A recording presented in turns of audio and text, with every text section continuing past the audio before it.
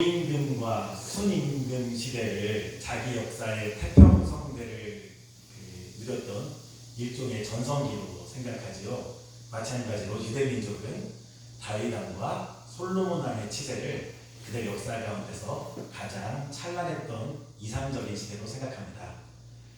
다윗은 많은 분들이 아시겠지만 어떤 특징이 있는 사람인가요? 다윗은 원래 왕족이 아니었습니다. 하지만 그에게 기름을 부으신 하나님의 택하심을 입어 하나님의 약속을 믿고 의지하면서 원래 왕이었던 사울의 모든 핍박을 뚫고 왕이 되었습니다. 다윗이 한 여러 일들 중에서 가장 왕으로서 남긴 가장 큰 업적은 이스라엘의 왕권을 강화했다는 것입니다. 초대 왕인 사울만 해도 왕권이 그리 강하지는 않았습니다. 사울은 소위 말하는 폭군이 아니었습니다. 오히려 권력이 약한 왕이었습니다. 이스라엘은 원래 12지파가 모두 평등한 그런 나라입니다. 그 전통 속에서 사무엘 선지자의 반대를 뚫고 왕이 됐는데 사울이 대단한 카리스마를 발휘해서 왕이 된 것이 아니라 그냥 사무엘이 임명이 돼서 사울 본인도 예상하지 못하다가 왕이 되었습니다. 그리고 그를 배출한 그의 뒷배경이 되는 지파는 사울이 속한 지파는 베냐민이라는 지파인데 베냐민 지파는 이스라엘에서 인구수가 제일 작은 지파였습니다. 그런데 사울 왕 당시 인구가 가장 많은 지파가 어디였냐면 유다 지파였습니다. 그리고 다윗은 그 유다 지파에서 아주 장래가 촉망났던 젊은이였습니다. 사울은 유다 지파를 경계하며 살 수밖에 없었습니다. 또한 당시 이스라엘의 중심 도시는 사울의 왕궁이 있는 베냐민 땅 기브아가 아니라 선지자 사사 사무엘이 살고 있는 에브라임 지파의 땅 실로였습니다. 왕은 왕은 사울이었지만 현실 권력은 사무엘에게 있었고 또 미래 권력은 다윗이 예약한 것 같은 그런 형세가 이스라엘이었습니다. 우리 모두 알다시피 사울은 왕의 권력을 누리지 못하고 사무엘의 눈치 보고 다윗을 경계하다가 결국 비참하게 최후를 맞이합니다. 이에 비해 다윗은 왕이 되자마자 적극적으로 왕권을 행사합니다. 무엇보다 그는 제사장과 레위인 등 하나님의 일을 감당하는 사람들을 잘 대접했습니다.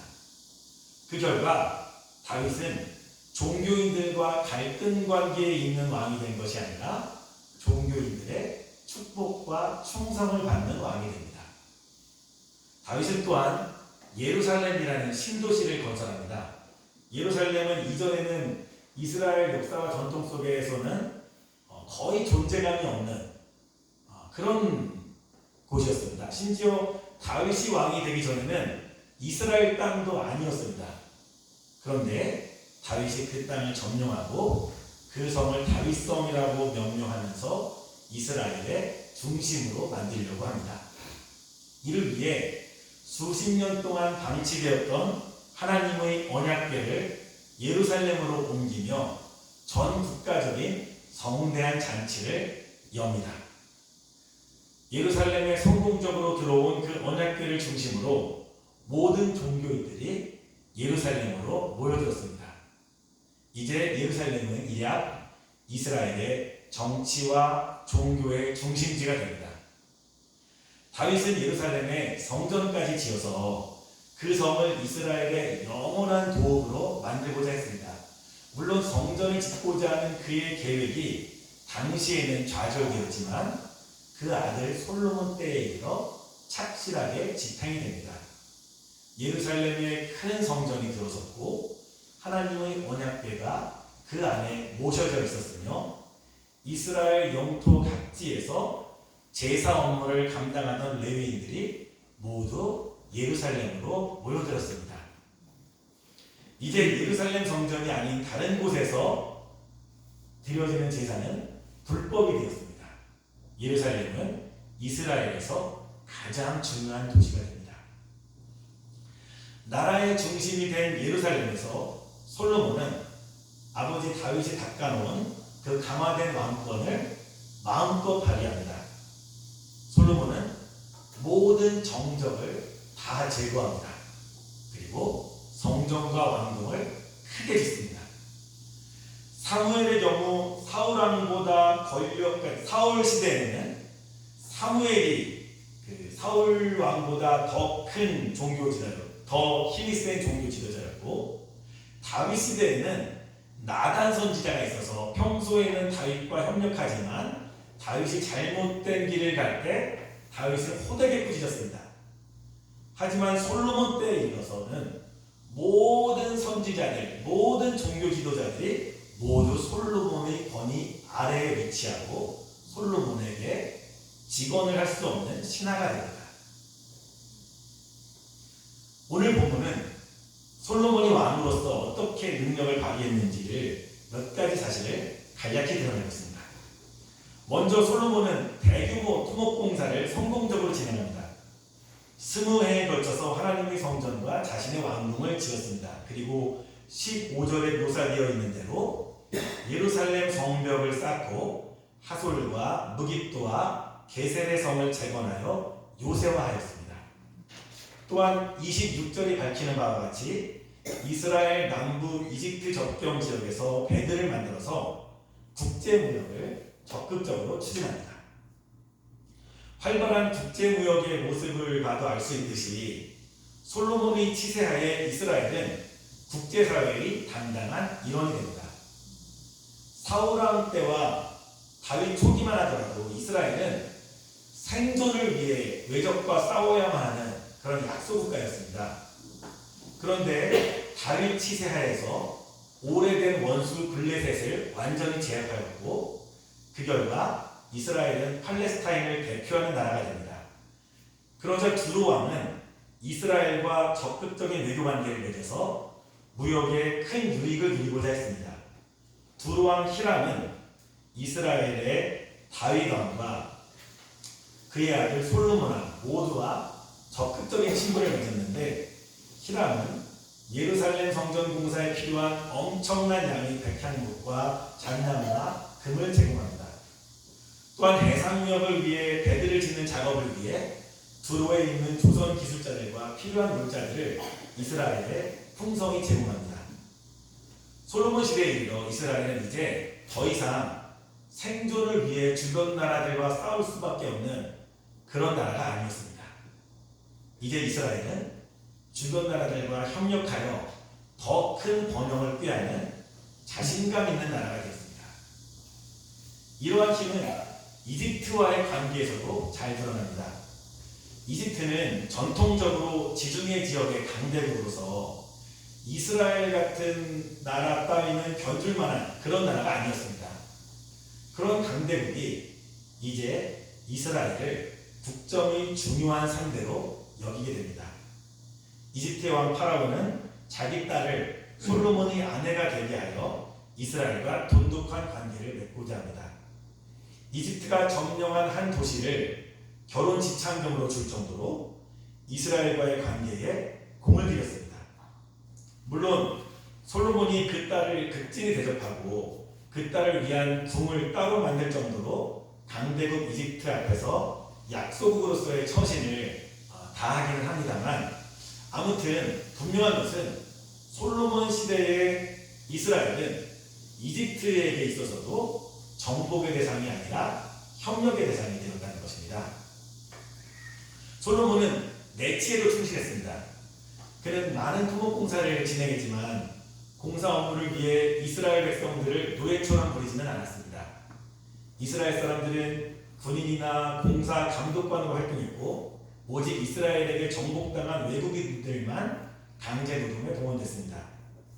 또한 솔로몬은 하나님의 백성으로 부름받은 이스라엘 왕으로서 마땅히 행해야 할 종교적 의무도 성실히 감당했습니다.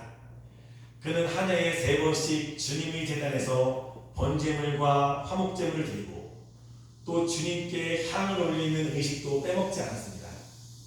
25절은 솔로몬이 이렇게 성전에서 성실히 제사 업무를 감당함으로써 성전 짓는 일을 완수했다고 설명하고 있습니다.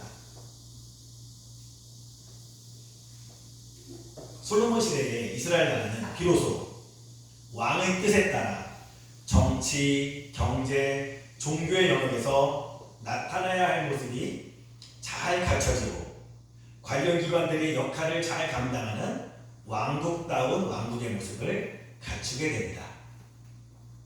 누가 봐도 부러워할 만한 모양이었고 이는 다 하나님께서 함께 하셔서 복을 받은 것이다 라고 할 만한 그런 모습이었습니다.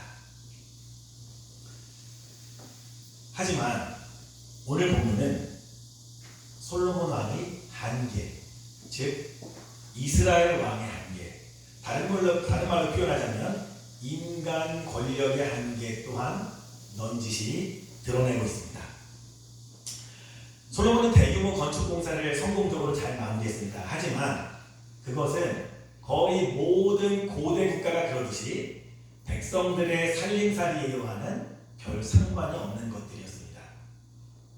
성전 건축은 하나님을 사랑하는 마음의 표현이기도 했겠지만 왕이 주도하는 성전 건축은 왕의 중앙 집권을 강화시켜주는 수단인 것이 더 컸습니다. 솔로몬은 자신을 위해 그리고 부인으로 맞아들인 바로 왕의 딸을 위해 각각 궁궐을 크게 지었는데 공사에 필요한 노동력은 이스라엘 백성이 아닌 이스라엘이 정복한 나라의 국민들이 제공했다고 성경에 기록되어 있기는 하지만 이스라엘 백성의 수고 또한 적지 않았음을 우리는 얼마든지 생각할 수 있습니다. 건설 현장에서 중간 관리자로 활동한 이스라엘 백성 역시 뜨거운 뙤약볕에서 고생하기는 마찬가지였습니다. 무엇보다 이스라엘 백성들은 많은 세금을 내어 대규모 공사비를 충당해야만 했습니다. 나중에 솔로몬이 죽었을 때 이스라엘 백성들이 솔로몬의 뒤를 이은 아들 르호보암 왕에게 찾아가서 선왕이 우리에게 부과했던 무거운 노동과 세금을 풀어주십시오라고 애원할 정도였습니다. 이스라엘 국력이 솔로몬 시대에 이르러 당시 국제 외교 무대의 한 부분을 담당할 정도로 성공한 것은 사실이지만 그 능력이 이스라엘 주변 나라들로부터 신망을 얻을 정도였던 것은 아닙니다. 두로왕 히람은 다윗 왕 때부터 이스라엘에게 많은 지원을 아끼지 않았습니다. 14절을 보면 성전과 왕궁을 짓는데 히람이 지원한 금의 양이 120달란트였고 28절을 보면 선박들을 건조하는데 두로가 이스라엘에 지원한 금의 양이 420달란트였습니다. 두로가 지원한 금의 양을 다 합하여 그 520달란트를 다 합하여 오늘날의 도량형으로 환산하면 순금 2만 톤 정도가 된다고 합니다. 그만큼 엄청난 양을 지원한 것입니다. 이에 솔로몬이 그 보답으로 갈릴리 지역에 있는 성읍 20개를 두로에게 줬는데 성읍 20개라면은 그래도 성읍이라는 이름이 붙은 그런 마을을 20개나 준 거니까 엄청나게 많으신 거 아닙니까? 그런데 9장 12절을 보면 두로왕 히람이 그 성읍들을 보고 무척 실망했다고 합니다. 그것은 히람이 감사할 줄 몰라서 그런 것이 아니라 겨우 이런 것들을 주느냐라고 할 정도로 그 성읍들이 형편없었다는 의미입니다. 그러니까 예루살렘 몇 군데는 좀 그럴듯하게 건축했는지 모르겠지만 이스라엘의 변방이라고 할 수 있는 갈릴리에서 성읍이라고 이름이 붙은 것은 말이 성읍이지 하나도 개발이 안 된 그냥 쓰잘데기 없는 땅이었다는 것입니다. 그것이 이스라엘 국력의 정확한 실상이었던 것입니다. 이집트와의 친선 관계도 결코 대등한 외교 관계가 아니었습니다. 이집트가 자기 이제 바로가 딸을 솔로몬에게 이제 시집 보내면서 결혼 지참금으로 한 성을 줍니다. 근데 그 성이 게셀이라는 성인데 그 성은 이집트가 점령했고 그것을 다 폐허로 만든 다음에 그 성을 성도 아니죠. 다 폐허로 만들었으니까 그것을 이 솔로몬에게 줍니다.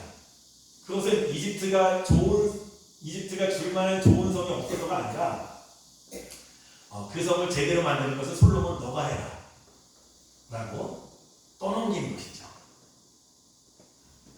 그것은 이스라엘이 받은 선물이라기보다는 감당해야 할 의무였던 셈입니다. 이스라엘과 이집트와의 관계에서.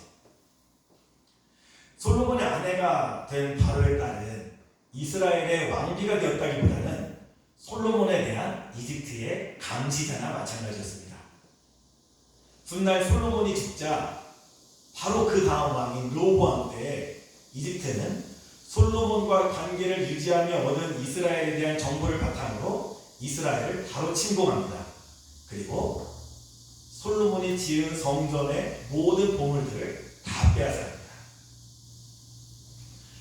솔로몬이 예루살렘 성전에서 성실하게 제사를 지낸 일은 물론 좋은 일입니다. 하지만 그것 또한 당시 주변 강대국의 왕들이 자기들의 신에게 제사를 지내는 모습과 크게 다르지 않았습니다. 솔로몬이 성전에서 성실히 제사했겠지만 열왕기상 11장, 오늘 본문보다 나중에 나오는 열왕기상 11장에 보면 솔로몬의 마음이 하나님으로부터 떠났다고 분명히 고발되고 있습니다. 성전이 웅장하게 섰고 그 안에서 필요한 활동들이 차질없이 진행되는 나라가 되었지만 그 자체가 이스라엘 나라가 하나님 앞에 바로 서 있는 것을 의미하지는 않았습니다. 먼 훗날 선지자들은 예루살렘 성전 자체가 이스라엘이 하나님 앞에서 죄를 짓는 수단이 되었다고 폭로합니다. 솔로몬 때에 이르러 이스라엘은 정치적으로, 외교적으로, 종교적으로 안정을 누리게 됩니다. 하지만 그 안정 자체는 여러 가지 부작용과 불안 요소를 내포하고 있는 것들이었습니다. 솔로몬이 다른 사람들보다 특별히 더 나빠서 그랬다라고 결론을 낼 수는 없습니다. 사실 그것은 하나님 앞에서 모든 인간 권력이 드러내는 한계라고 봐야 합니다. 우리가 그럴듯한 외형의 성장을 추구할 때 부실한 내실을 쉽게 가릴 수 있는 것 같지만 그 대가를 언젠가는 치르게 되겠습니다. 주위로부터 받는 안정과 좋은 평판이 당장에는 우리 삶을 풍요롭게 만드는 것 같지만 관계가 지속되면서 우리의 실력 없음은 드러나게 되겠습니다. 내가 빚지고 의지하는 그 관계가 결국에는 나를 올가매는 더 큰 덫이 될 수 있습니다. 우리의 종교 생활이 안정되면 우리 삶이 제대로 된 길을 잘 가고 있는 것처럼 느낄 수 있지만 그 순간에도 우리의 마음이 언제든지 하나님을 떠날 수 있다는 사실을, 오히려 안정된 종교 생활이 하나님과 진실한 관계를 맺는 것을 방해할 수 있다는 사실을 우리는 알아야 합니다. 저는 이 시간에 그래서 우리가 과연 어떤 모습인지, 이 자리에 있는 여러분의 참모습이 무엇인지를 진단해 드릴 수는 없습니다. 다만 이스라엘의 영광이 최절정에 이르렀을 때 이스라엘은 여전히 문제가 많았으며 사실 그 순간에 훗날 이스라엘이 붕괴하게 되는 비극의 싹이 트고 있음을 오늘 본문이 증언하고 있음을 여러분에게 말씀드렸습니다.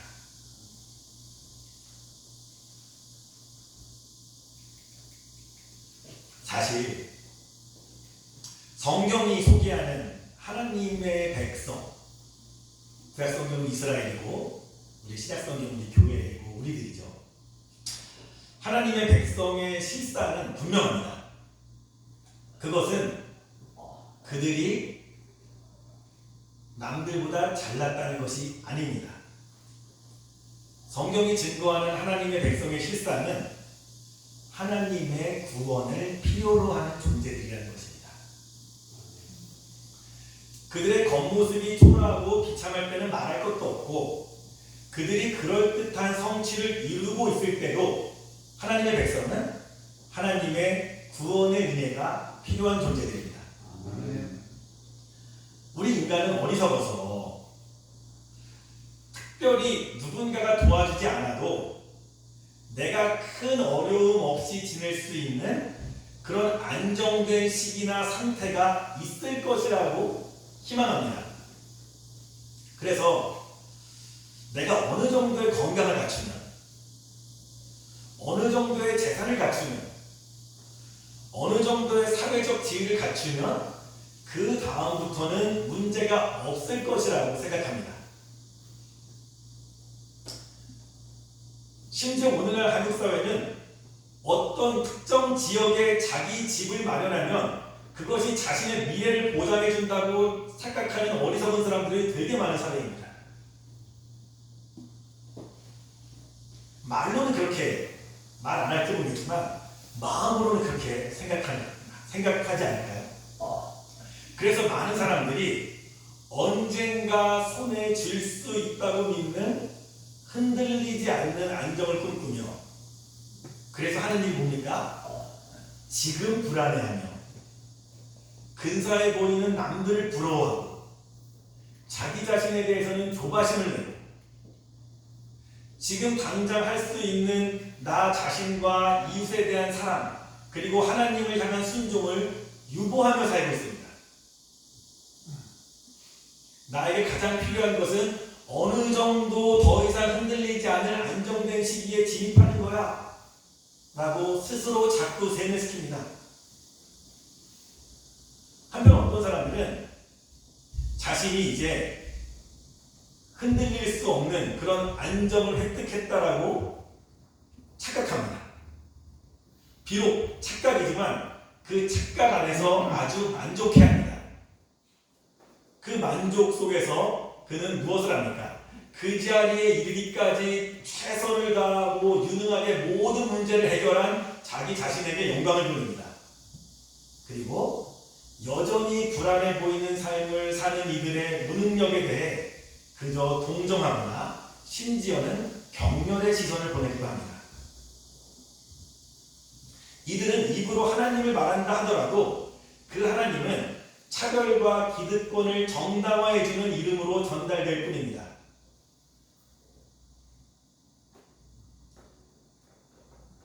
하지만 성도 여러분, 하나님은 언제나 구원의 하나님이십니다.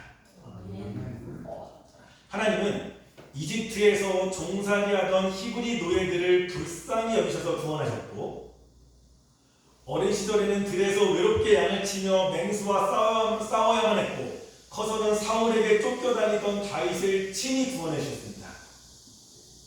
솔로몬 시대에 나라가 발전하긴 했지만 외형적인 발전에 취해 이제는 더 이상 구차한 구원이 필요하지 않을 정도가 되었다고 착각하면 안 되는 것입니다. 오히려 나라의 규모가 커지면서 갈등과 불안의 요소가 더 커졌음을 깨닫고 하나님께 끊임없이 매달려야만 했습니다. 우리에게 진정으로 복된 순간은 구원이 필요 없어지는 순간이 아니라 하나님께서 우리를 구원하고 계시는 순간입니다. 멀쩡한 나라에 화려한 왕궁과 성전이 있고 제사가 때에 맞춰 집행되고 있지만 하나님이 그저 왕족과 기득권자의 하나님으로 여겨지는 때가 복된 시기가 아닙니다.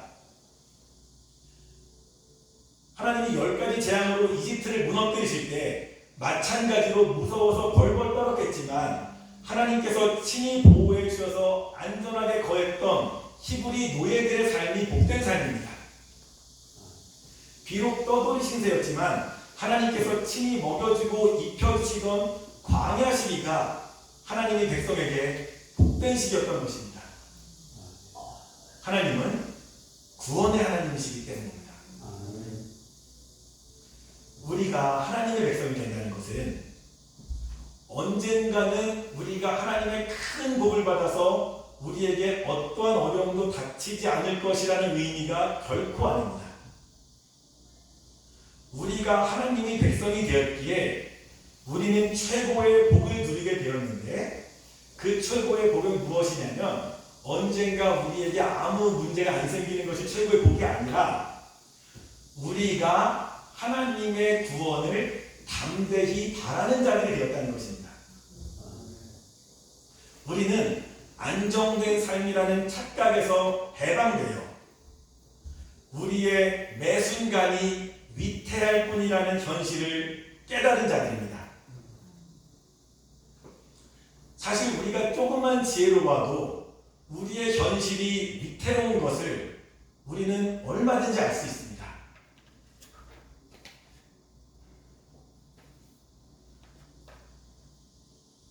비가 와도 위태롭습니다. 뭐 몇백 년 전의 이야기가 아니죠. 날이 조금만 더워도 우리는 위태롭습니다. 차 타고 어디를 갈 때도 우리는 위태롭습니다. 나라 경제 정책이 조금만 바뀌어도 우리들의 삶은 휘청거립니다. 우리들이 원하는 대로 되는 일은 사실 거의 없습니다. 가까운 줄 알았던 사람이 알고 보니 가깝지 않고, 그런 일 우리는 늘 겪습니다. 우리는 언제든지 외롭습니다. 그런데 하나님의 백성들은 이 사실을 부인하는 자들이 아니라 세상이 이렇다는 사실을 누구보다도 먼저 깨닫는 자들입니다. 그런데 우리가 참으로 감사한 것은 이러한 위태한 현실 가운데 하나님께서 우리와 함께 하시고 우리를 그 순간순간 하나님의 뜻 가운데 구원하시고 인도하신다는 그 믿음을 우리가 가지고 있다는 것입니다. 그것이 바로 진리입니다. 사실 구원을 열망하는 마음은 풍요로운 마음이 아닙니다. 자신의 결핍을 느끼는 것이고 그 해결책이 자신에게 없음을 알기 때문에 그래서 구원을 바라는 것이고, 그래서 구원을 바라는 마음은 사실은 비참하고 초라한 마음입니다. 그런데 바로 그 가난한 마음을 우리 주 예수님께서 복되다고 하셨음을 우리는 받아들여야 합니다. 여기 있는 우리는 다 똑같은 사람들입니다. 어떻게 똑같습니까? 보기보다 별거하는 자들입니다. 보기보다 약한 자들이고 보기보다 불쌍한 자들입니다. 우리는 늘 약합니다. 그런데 우리에게 또 우리를 하나로 묶는 공통점이 있으니 우리는 우리를 구원하시는 하나님을 아는 자들입니다. 그 하나님에 대한 믿음으로 우리가 무엇을 할 수 있습니까? 우리가 서로 격려하고 서로 사랑하고 힘든 자들에게 손을 잡아줄 수 있고 일어날 수 있는 것입니다. 일이 잘 풀리는 비결을 아는 자들이 아니라 우리를 불쌍히 여기시고 사랑하시는 하나님께서 우리와 함께 하심을 아는 자들입니다. 우리의 구원이신 하나님 앞에서 우리 인생의 모든 순간 그리고 오늘 하루를 겸손하게 삽시다. 그리고 하나님이 백성된 우리가 함께 구원의 하나님을 증거하며 서로 위로하고 격려하며 삽시다. 함께 찬양하겠습니다. 찬송가